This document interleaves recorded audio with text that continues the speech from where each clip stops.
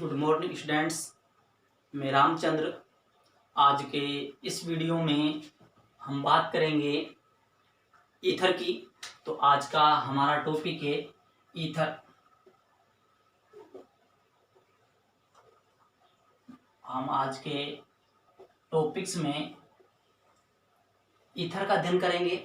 तो सबसे पहले हम समझेंगे कि ईथर होता क्या है, ईथर में कौन सा क्रियात्मक समूह पाया जाता है। हम देखें क्रियात्मक समूह।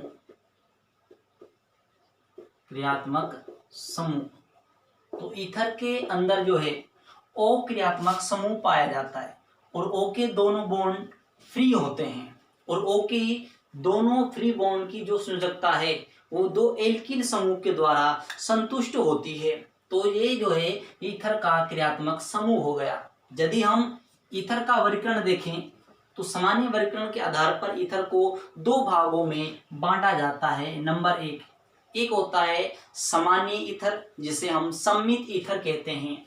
पहला सामान्य ईथर या इसको बोल सकते हैं सम्मित ईथर। दूसरा होता है मिश्रित ईथर,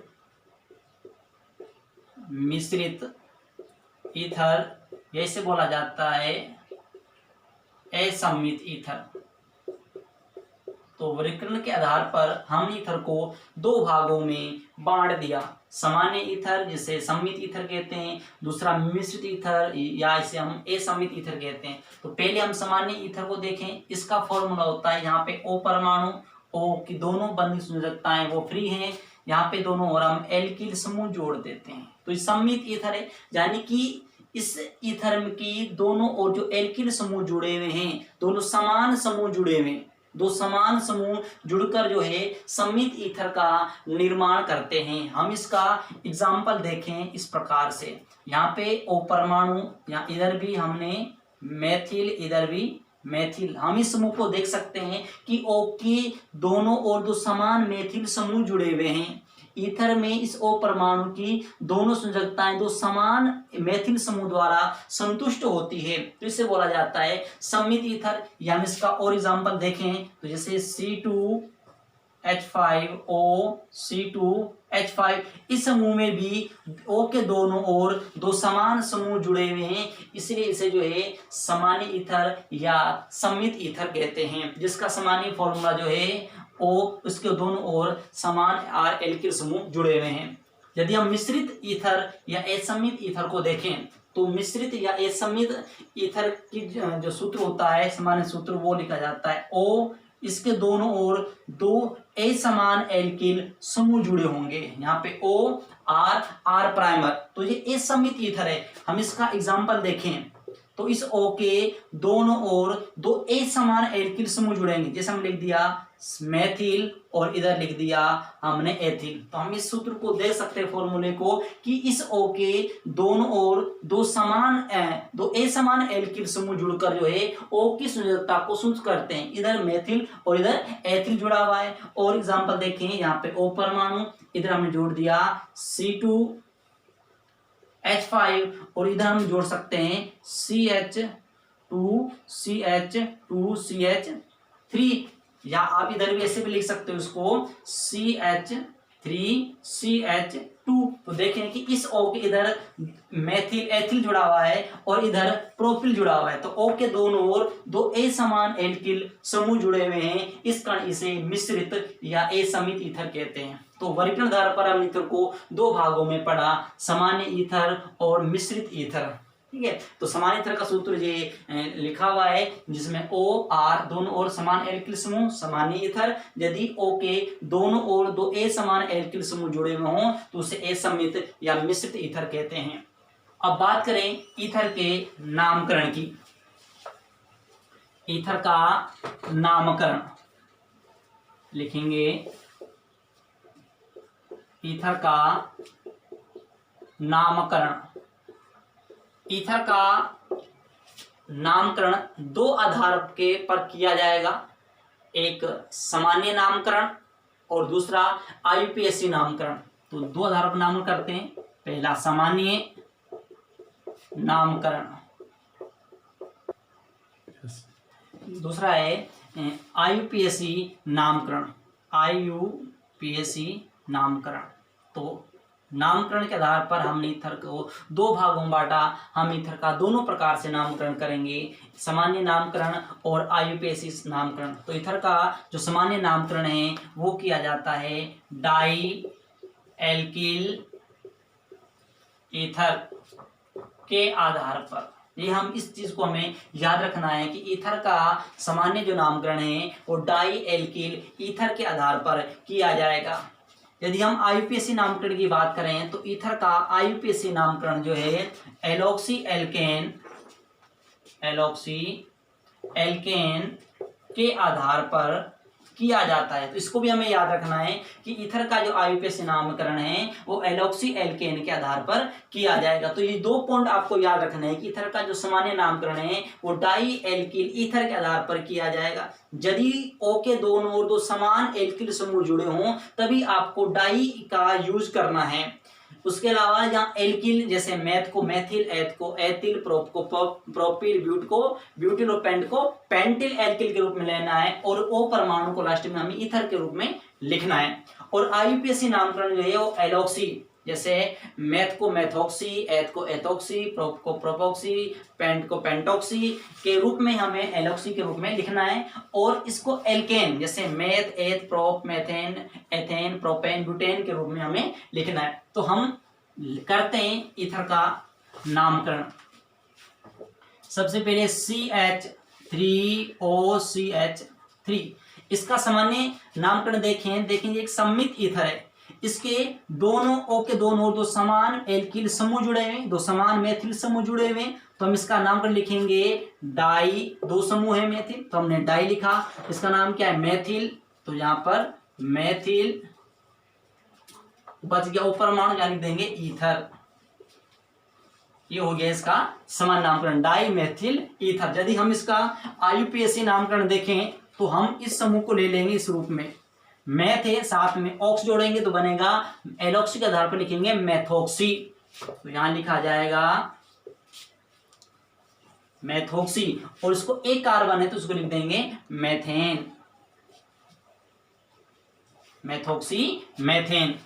नंबर 2 देखें CH3OCH2CH3। अब इसी का हम सामान्य नामकरण देखें ईथर का। ये एक असमित ईथर है। O के दोनों ओर दो समान असमान एल्किल समूह जुड़े हुए, इसलिए हम इसे असमित ईथर बोलेंगे। नामकरण लिखेंगे तो पहले इसको लिखेंगे सामान्य में एथिल,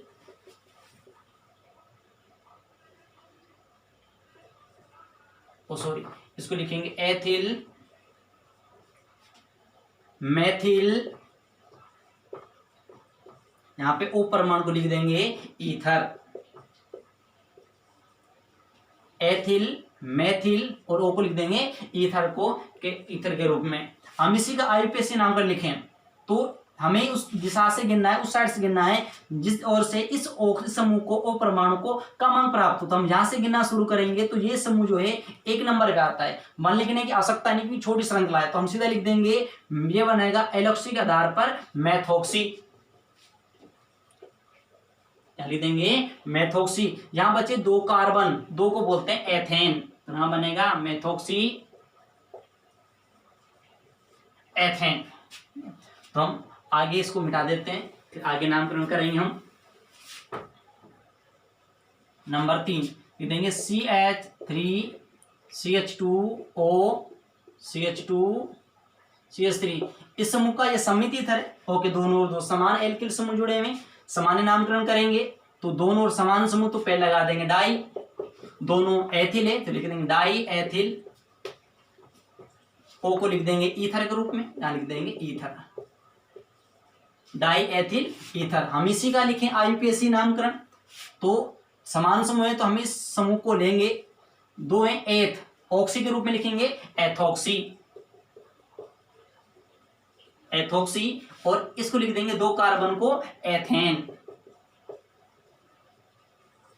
इसका IUPAC नामकरण हो गया एथॉक्सी एथेन।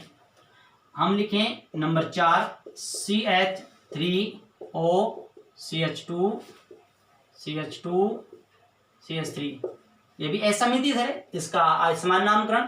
तो सबसे पहले इसको लिखा जाएगा नॉर्मल प्रोपिल, यहाँ लिख देंगे नॉर्मल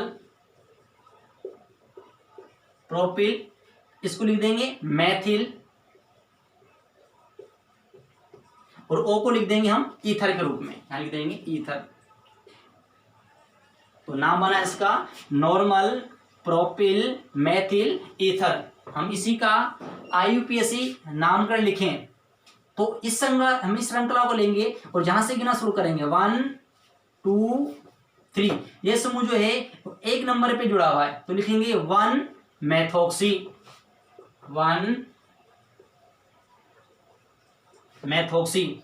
इसको लिख देंगे प्रोपेन, 3 कार्बन है तो इसको लिख देंगे प्रोपेन। इसका ये IUPAC नामकरण हो गया।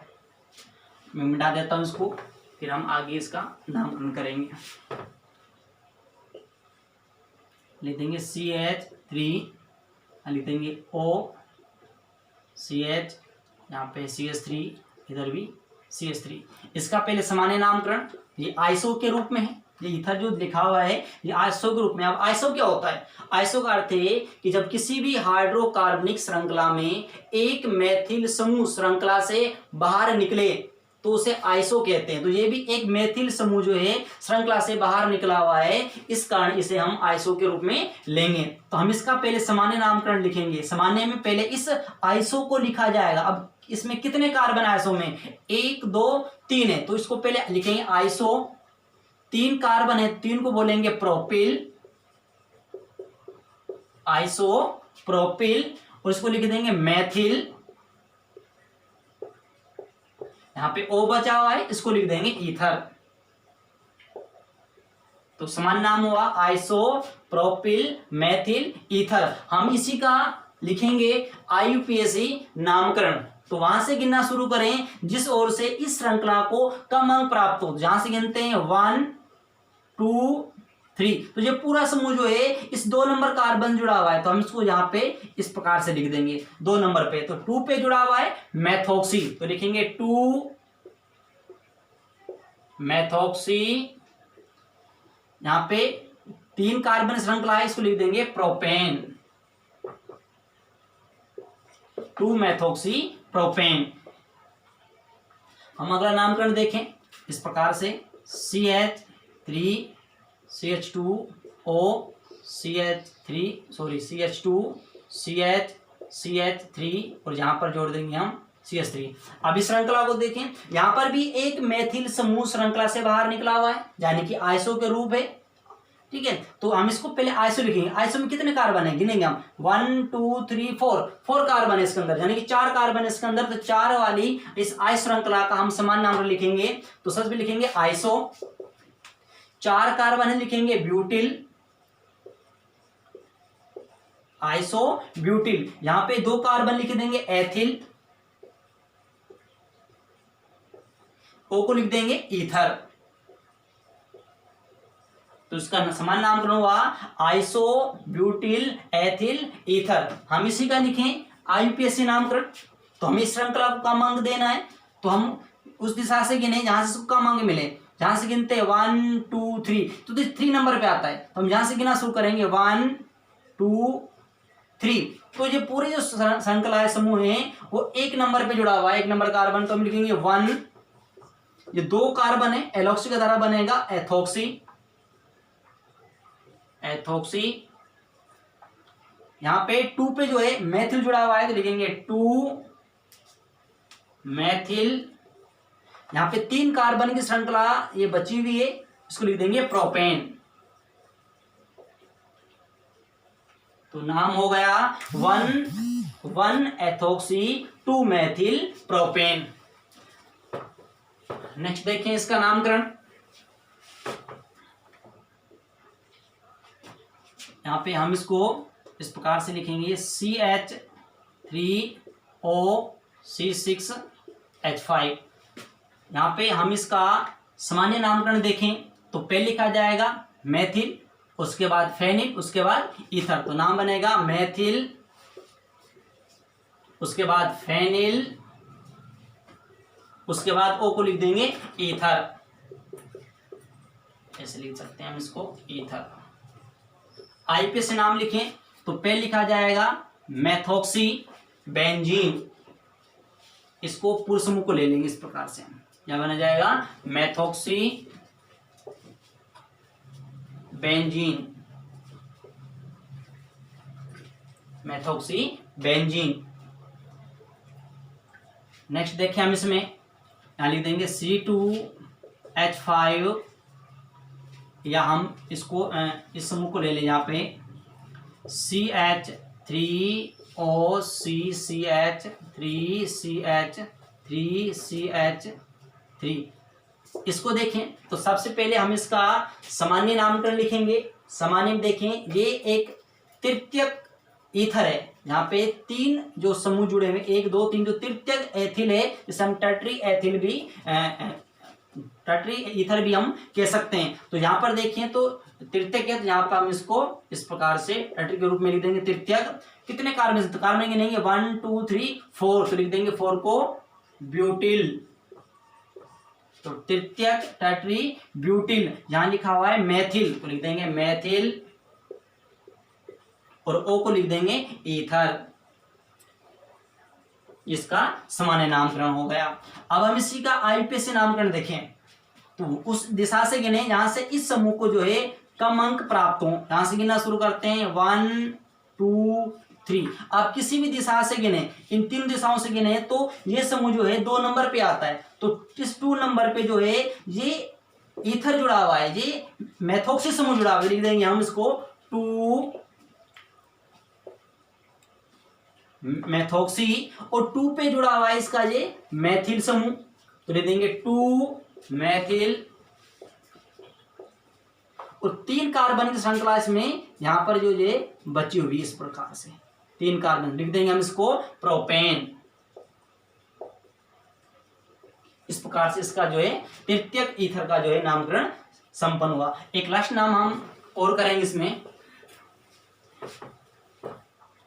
जिसका हम केवल आईपीएससी नामकरण किया जाएगा, सामान्य नामकरण उसका नहीं होता। यहाँ पे OCH3 यहाँ पे CH3। इस फॉर्मूले में देखें, इस संरचना में देखें, इसके अंदर 2 ईथर जुड़े हुए हैं, तो हम उद्देश्य से गिने जहां से इन दोनों ईथर को कम अंक प्राप्त हो, जहां से गिने 1 2 3 4। देखें तो एक तो 2 नंबर पे और दूसरा 3 नंबर पे, इस ओर से गिन के देखें 1 2 3 4। जब इस दिशा से गिना तो यहां से भी एक 2 पे और दूसरा 3 पे, यानी कि दोनों दिशाओं से गिनने पर जो है ईथर को समान अंक प्राप्त होते हैं, तो हम किसी भी दिशा से इसको गिन सकते हैं। तो देखेंगे 2 नंबर पे जो है ईथर जुड़ा हुआ है, 3 नंबर पे भी ईथर जुड़ा हुआ है, यानी कि 2 ईथर जुड़े हुए हैं, एक कार्बन नंबर 2 पे और दूसरा कार्बन नंबर 3 पे। तो नामकरण होगा इस पे 2 पे ईथर है, 3 पे ईथर है तो 3 भी लिखेंगे, 2 3। 2 ईथर जुड़े हुए हैं तो हम इसमें डाई भी लगाएंगे। दोनों किस रूप में हैं, मेथॉक्सी के रूप में हैं, यहां लिख देंगे मेथॉक्सी। यहाँ पे 4 कार्बन की मेन जो चेन है, श्रृंखला है, वो शेष है, तो डाल देंगे 4 कार्बन को ब्यूटेन। तो नाम बना 2 3 डाई मेथॉक्सी ब्यूटेन। तो इस प्रकार से ईथर का नामकरण जो है समाप्त हुआ। कल की वीडियो में हम पढ़ेंगे ईथर को बनाने की विधियां। धन्यवाद।